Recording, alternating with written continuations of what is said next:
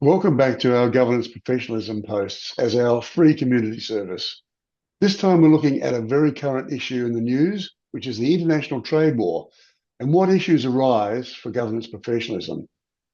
Let's explore what approach Australian politicians should take in professionally governing our country when facing the VUCA, or volatile, uncertain, complex and ambiguous world. David?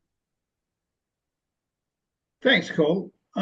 One of the points that I would like to make is that if you are going to create a high-performing country for superior prosperity and well-being, much of the debate has been around ideology, whether you vote in those with left-wing, right-wing, conservative ideology. My point is this: you should professionally govern a country based on what is proven to work, based on evidence of what is proven factors statistically correlated to improving prosperity and statistically correlated to community well-being. That is social, emotional, physical, cultural well-being, using well-being and competitiveness indexes such as the OECD Better Life Index, which benchmarks countries on their well-being, and the Legume Prosperity Index, which again benchmarks countries on competitiveness. There is also other indexes on livability, for example, by the Economic Intelligence Unit.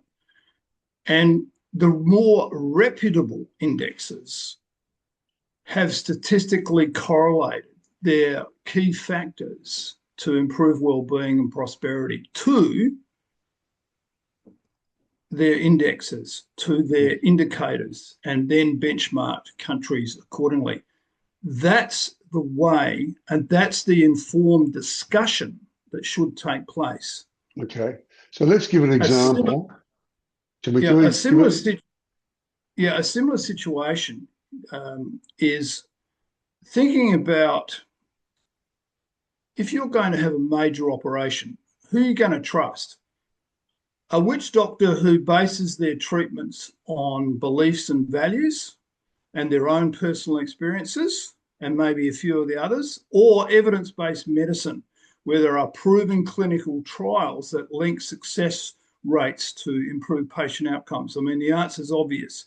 Mm-hmm. It's the same principle for professionally governing a country and for managing an organisation for high performance. Okay. Well, here's an example of some of the background issues that are current. Ben Meiselas of the Californian-based Midas Touch Network yesterday posted a commentary on the upcoming Australian election being held on Saturday, the 3rd of May. Here's the image of him with his elbow up and showing his reference to the Canadian commentaries about the trade wars that's going on with the US. So here is the headline: Furious Australian Likes back at Trump. Well, in fact, it's not really quite the way it was presented.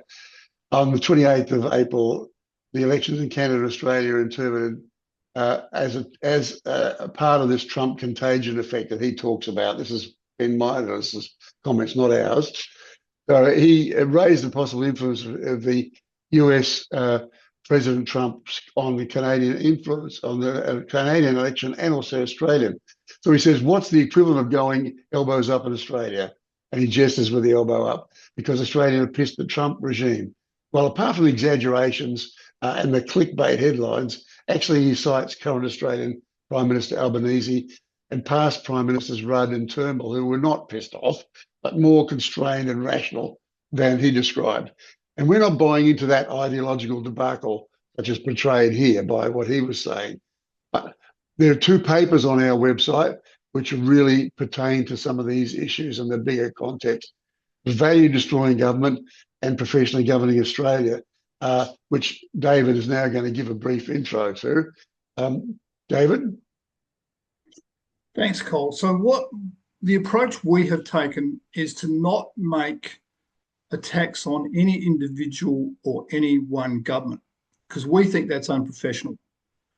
What we are doing is providing guidance on our website on what might be the characteristics of governments that destroy value and create mediocrity and underperformance, and then contrast that with professionally governing a country for high performance, which enhances the certainty of superior prosperity and well-being, an evidence-based approach that I've just recently talked about. So let's look at the first slide here on value-destroying government cycle.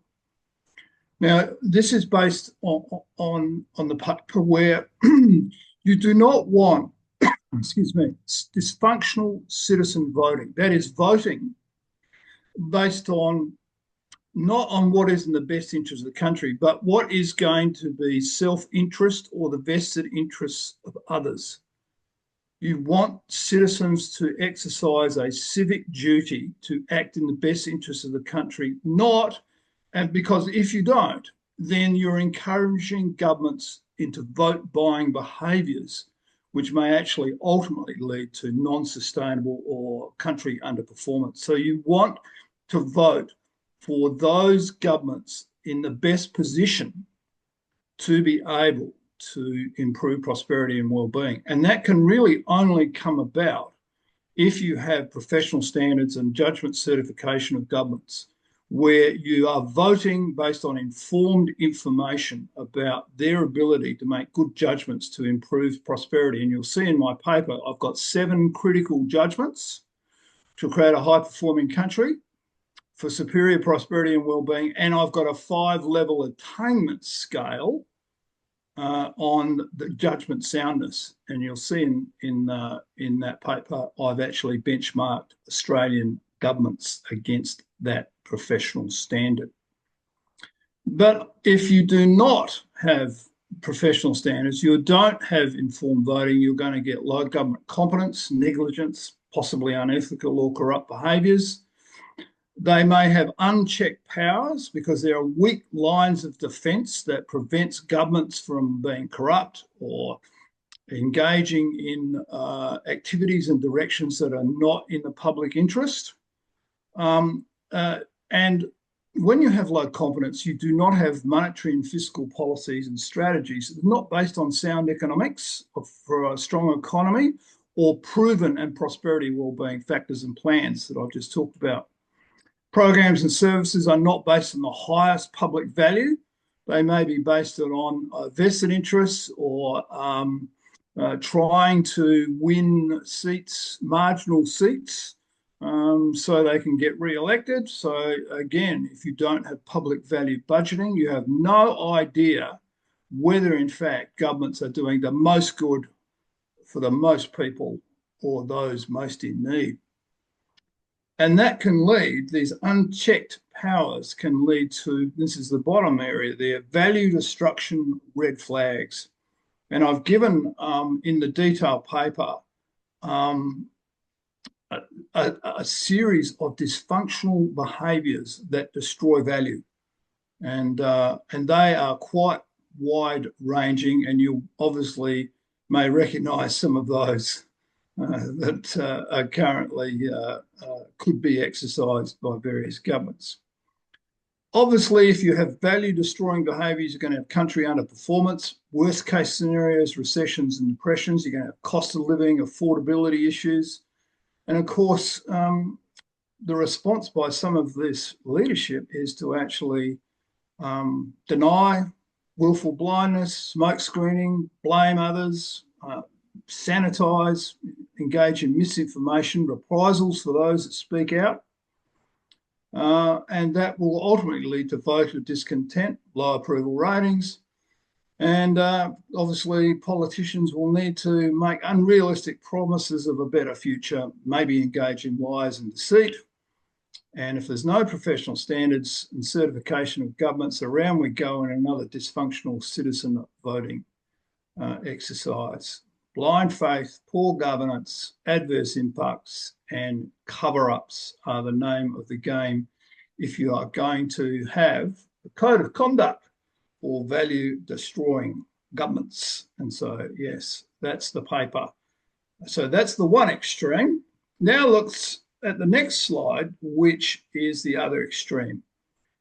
What does world-class governments who enhance the certainty, because you can't guarantee success, enhance the certainty of improved prosperity and community well-being?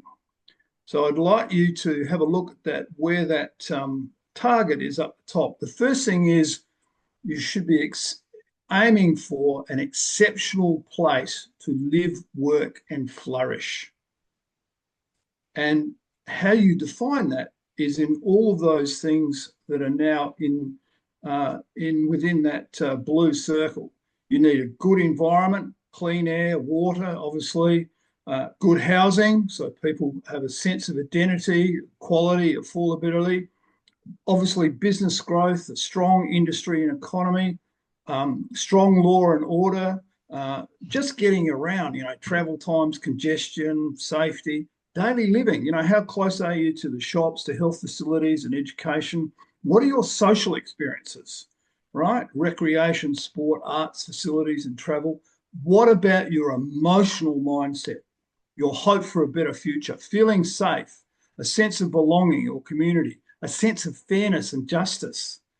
And what about feeling a sense of achievement in your employment, your finances, your family, and your career? So what I'm saying is you need to design a country as an exceptional place to live, work, and flourish based on these physical, social, and emotional outcomes, very clear indicators of achievement. How you do that? Well, that's on the axes. On the vertical axis, you need prosperity plans for international competitive products and services, highly skilled, remunerated workforces. That is, high-performing governed companies. So you need professionally governed companies for high performance.